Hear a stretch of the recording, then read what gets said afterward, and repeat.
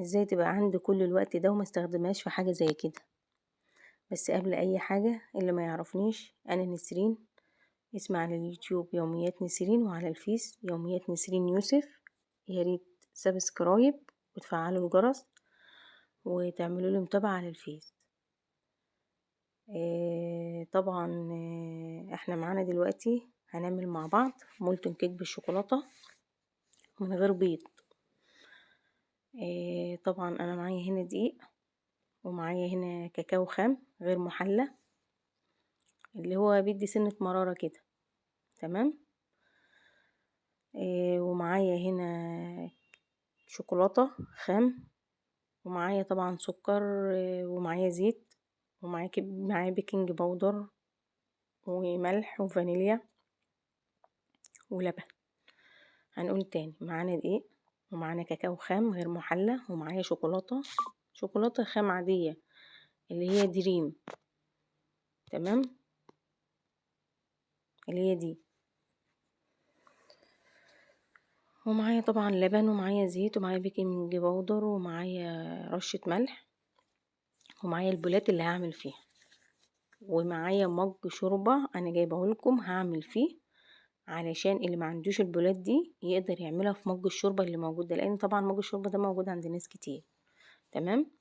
معايا هنا البولة هحط فيها معلقتين دقيق، وهحط معلقة كاكاو خام، ومعلقة سكر. هنا انا حطيت معلقتين دقيق ومعلقة سكر اهو، هحط معلقة كاكاو خام،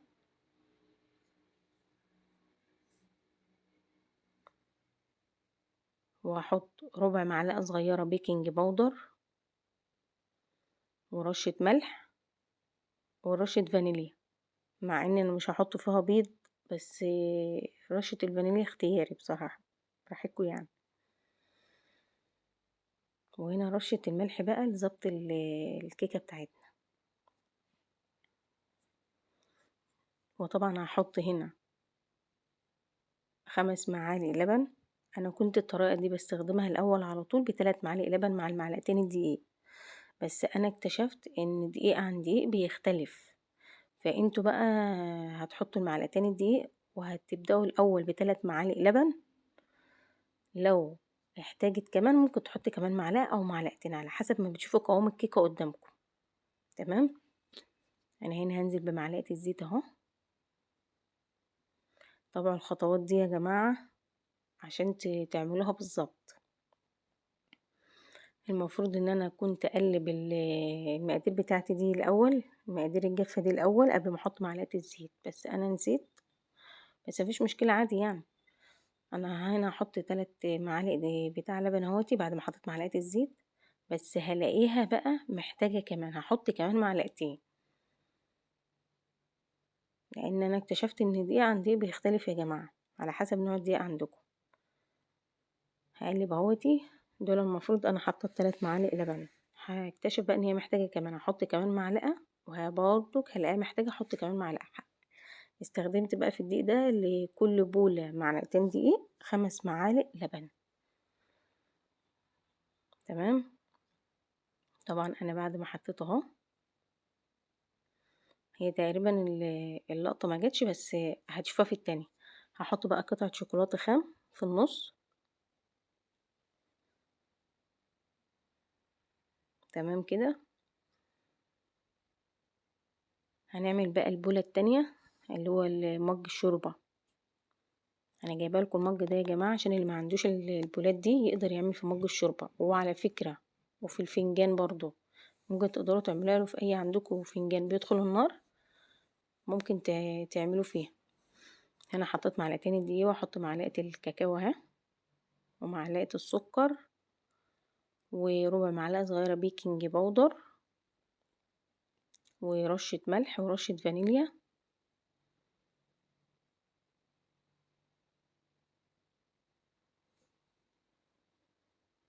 كيكة سهلة وجميلة ومفيش فيها اي حاجة.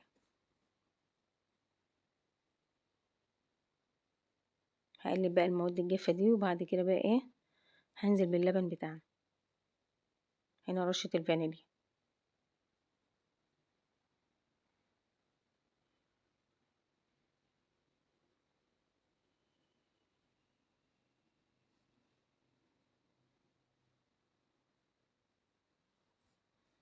يا ريت يا جماعة ما تنسونيش في اللايك وكومنت حلو، واهم حاجة قبل كل ده سبسكرايب وتفعلي زر الجرس. هحط بقى معلقة الزيت وبعد كده احط اللبن، وبعد لكم تاني وبقول لكم تقدروا تبدأوا ب3 معالق لبن الاول، وعلى حسب انتي ما بيحتاج معاكم تحطوا.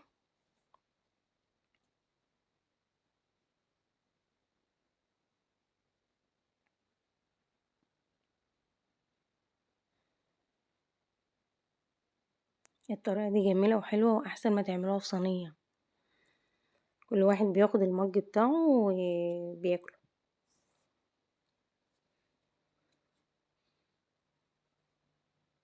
هقلبها اهوتي وهلاقيها محتاجة كمان لبن هزود لها.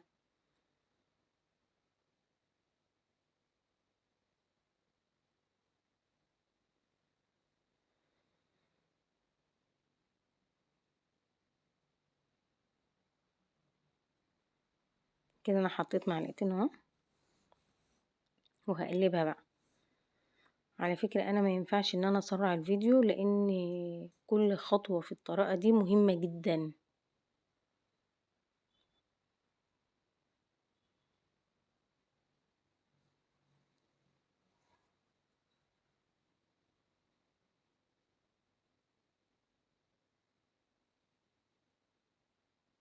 كده تمام اهوتي.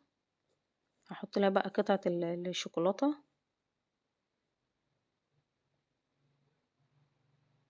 تمام، خلي بالكم بعد ما اسويها هبدأ اعمل لها صوص شوكولاتة. وطبعا احنا صوص الشوكولاتة عاملينه مع بعض قبل كده في كيكة، تقدروا ترجعوا للفيديو.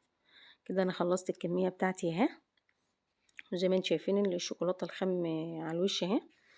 مجرد الكيكة بتاعتي ما تستوى هتنزل في النص.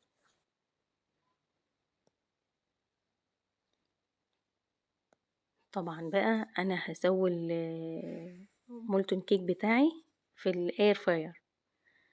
طبعا انا اول مرة اسوي فيها الكيكة بتاعتي،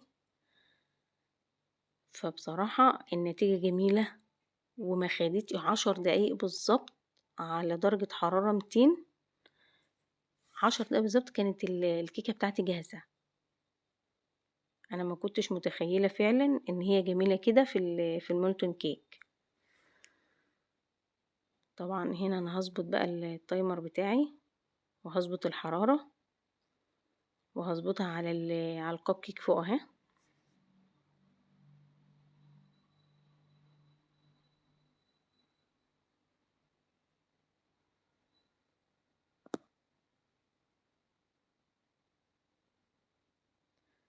كده 10 دقايق بالظبط.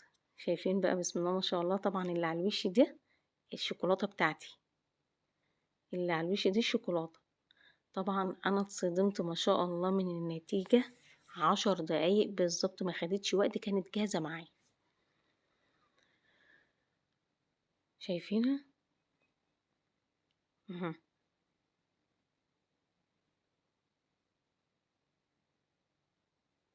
طريقة سهلة وبسيطة وجميلة ومفيش فيها بيض. شايفين بقى عاملة ازاي؟ شايفين؟ جربوها، مقاديرها اقتصادية وسهلة وبسيطة ومفيش فيها اي حاجة. جربوها تعجبكم.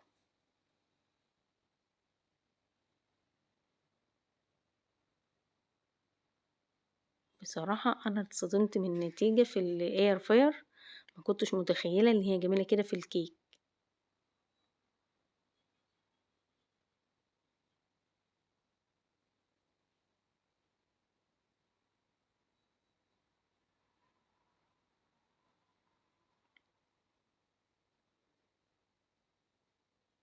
طبعا بقى هنعمل لها صوص. هنعمل لها صوص شوكولاتة، وزي ما قلت لكم انا عاملاه قبل كده مع كيكة بالشوكولاتة، تقدروا ترجعوا للفيديو تاني وتعملوه. ده الصوص بتاعنا اهو.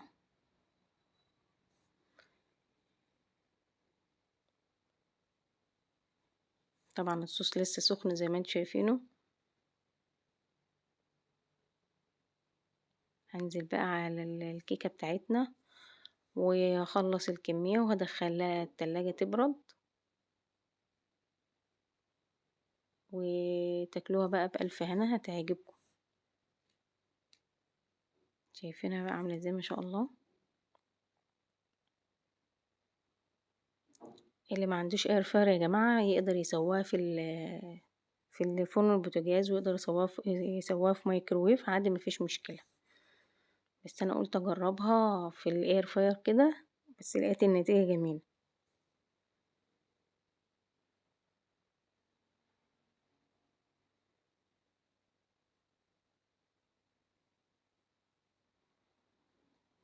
بصوا بقى شايفين الجمال، شايفينها عاملة ازاي.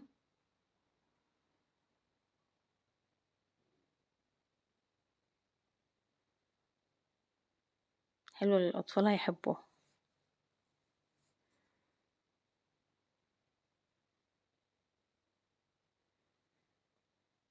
ويلا يا أصحابي يا حبايبي، حطوا اللايك وحطوا الكومنت بتاعكم، ويا ريت يا جماعة اللي بيجرب أي طريقة من الطرق بتاعتي يا ريت يقولي في الكومنتات.